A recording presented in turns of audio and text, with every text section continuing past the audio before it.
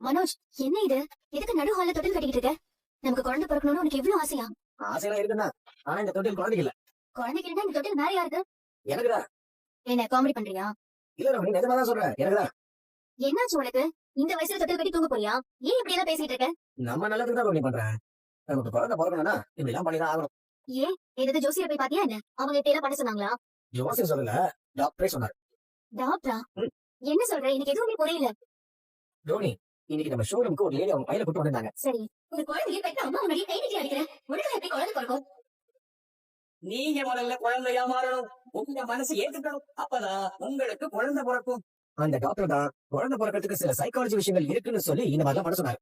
மனோஜ், நீ பார்த்தது நிஜமாவே டாக்டர் தானா? ஆமா ரோஹிணி, அவர் எவ்வளவு பெரிய டாக்டர் தெரியுமா? சாதாரண டாக்டர் இல்ல, சீனியர் டாக்டர். அவர் சொன்னா கரெக்டா தான் இருக்கும். அந்த லேடி மேல நீ அப்பா ஆக மாட்டேன்னு சொன்னதுல எனக்கு ஒரு சின்ன பயம் வந்துருச்சு. ஆனா அவர் சொன்னபடி செஞ்சுட்டு இருக்கேன். இதெல்லாம் ஒரு சைக்காலஜிக்கல் ட்ரீட்மெண்ட் தான். நமக்கு குழந்தை பிறக்கணும்ல, சொன்னா கேடு மனோஜ். வீட்டுல எல்லாருக்கும் தெரிஞ்சா சிரிப்பாங்க.